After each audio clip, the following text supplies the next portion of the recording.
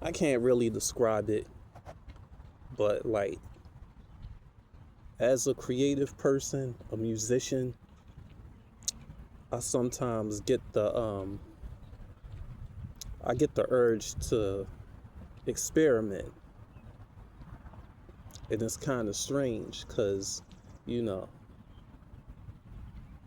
um hip hop is such a boxed in kind of genre where if you do like left field things, it can throw off the audience massively.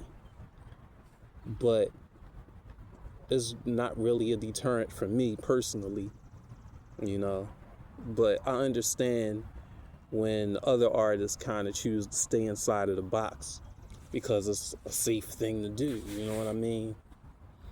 Um, from my standpoint, I look at um, legendary producers like DJ Premier and Pete Rock, and I wonder to myself, how do they kind of do the same thing? Like, how do you make the same thing for 30 and 40 years? Like, you don't have the urge to try something different. You know what I mean? You get your sampler, chop up some drums, loop some stuff, chop up some samples, throw some boom bap behind it. It be fire and it's good. Wash, rinse, repeat. You know? You when I think of those classic producers and how they're able just to stay there, to me that's an art within itself, to just be able to stay in one place and have people have fanfare and people come out to support it. You know what I mean? It's kind of like, if it ain't broke, then don't fix it. So looking at it like that, maybe they would piss their fans off if they did something different, you know? And I'm not talking about them specifically, I'm just using them as an example.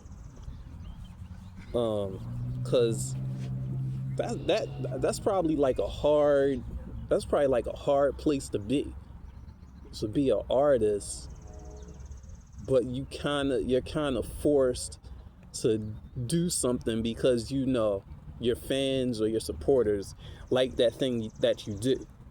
And if you veer off from that and do something different, you might get hate. Excuse me. You might get hate, or your fans might just leave you and be like, "Oh, he corny now." Maybe that's why they do it. They don't have the freedom of somebody like me who don't nobody know. So I could just try different stuff. You know what I'm saying? Um, I like starting out, my first my first 10 years, I was strictly boom bap. Like between 90 to 2000, I was strictly on some boom bap stuff. Like straight hardcore. But even early on, like once I hit like 20 23, I felt the urge to try different things. Like when the Midwest came into play and like guys like Bone Thugs and Harmony came out and 3 6 Mafia, I would listen to that and I knew that I had to learn how to rap like that. You know what I'm saying? I knew I had to learn how to do triplets and rap in double time. I knew that early on.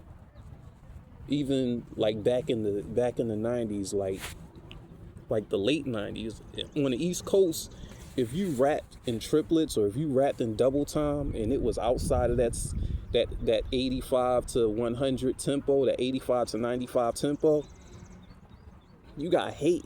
You got a lot of hate for it, man.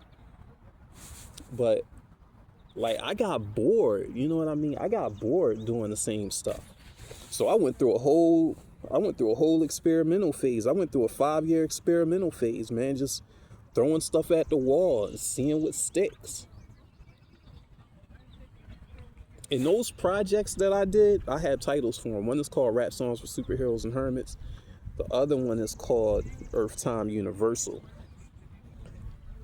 Nobody will ever hear any of those projects because they are terrible. I don't even know if, yeah, they just terrible. They're just terrible.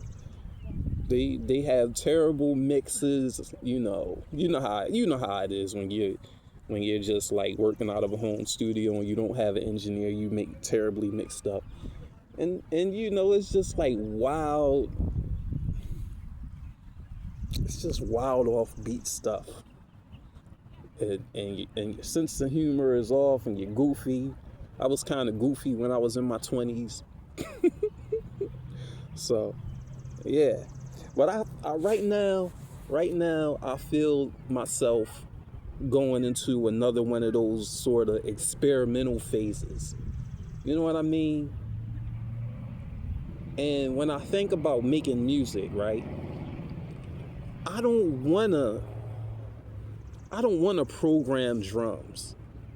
I don't wanna tap out a beat. I don't wanna sample anything.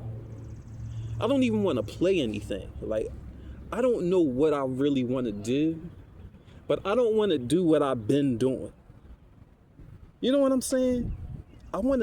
If I continue doing anything, if I continue making any kind of music, I want to make something different and unique. I want to go places where I haven't gone, you know?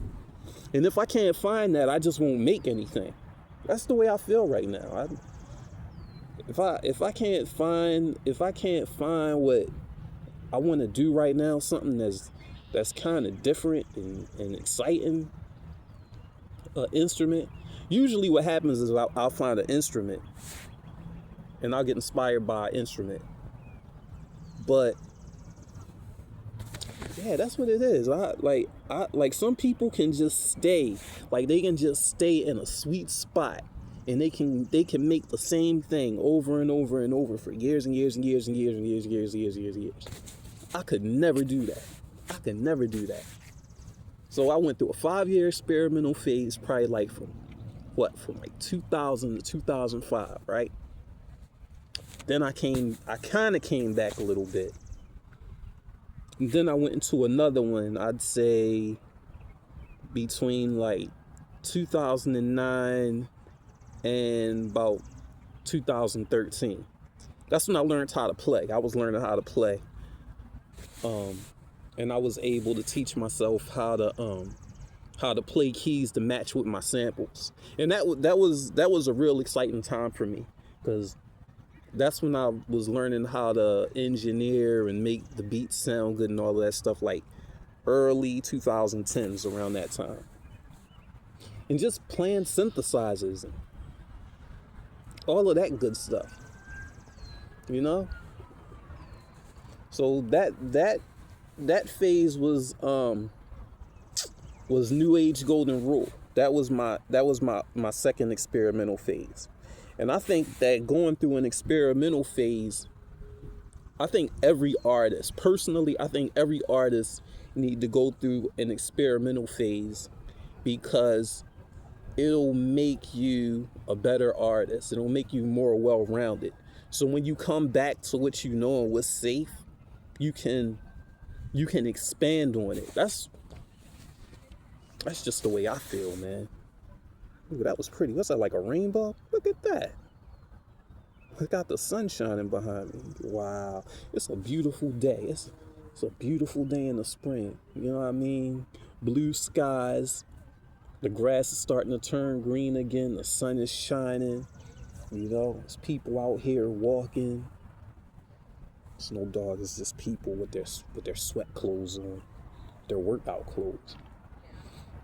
I'm about to go skate. That's what I do. I skates. That's about it. I was just thinking about that. Adios.